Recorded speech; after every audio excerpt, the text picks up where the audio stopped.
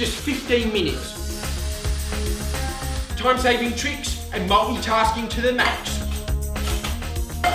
It's delicious, nutritious, super fast food.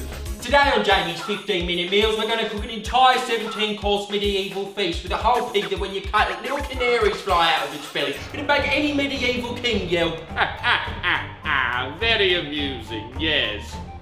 Behead the chef. What was your problem with that, my lord? I was underwhelmed with the number of courses.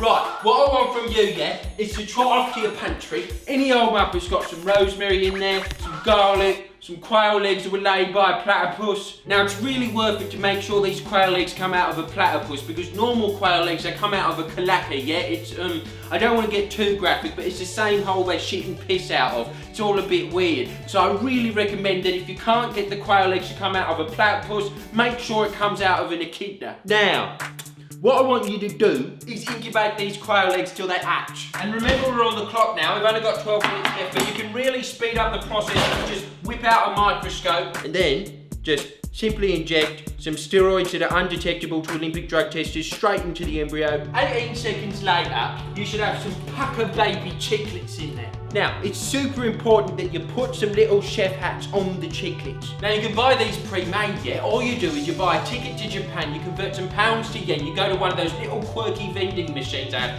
amply available there, and if you're really savvy, you can also get yourself some used panties in some of them vending machines and sniff that.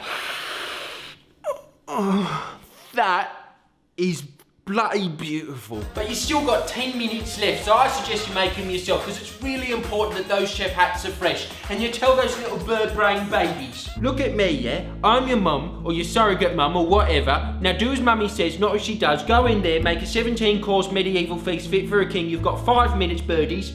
Go. Now I can hear you from your telly saying, oh Jamie, they're just babies, do they understand English? Are their wings opposable enough to operate a blender? Forget it, because I'm going to show you a trick that's so easy, so simple. All you do is read A Brief History of Time by Stephen Hawking. As the title suggests, very brief. It should take you a minute and a half if you're a slow reader, and then all you have to do is just very simply freeze the space-time continuum. Now, I know it sounds difficult, but it's not rocket science. It's just everyday Bob's your uncle, quantum physics, easy. Just set it so that time starts up again as soon as the quails evolve a consciousness capable of cooking everything from the entrees to the desserts. Now, it's really important you don't overdo this, because if too much time has passed, the quails might become too advanced, and then they would have developed some form of telepathy, and then they'd know who you vote for, and that's a personal matter. No one needs to know that except for you, So make sure time starts up again as soon as the stewed plums hit the table, and not a moment later. And if you do that, I promise you, nothing would have altered the universe too much. All you'll have is these beautiful, hyper-intelligent quails that will probably go lobby the government to change the name of whales to quails,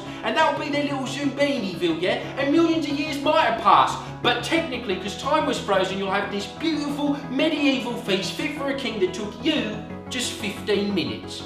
Cheers, big ears. Coming up next week, I'll show you how to exploit wormholes so you can use Leonard Nimoy's mouth as a nutcracker in every interview we ever did. Star Trek was a difficult role for the entire cast to play, and in every single interview I've ever done, a walnut has mysteriously appeared in my mouth, and yet I still didn't get the lead role in the Nutcracker. Please press the subscribe button now. Come on.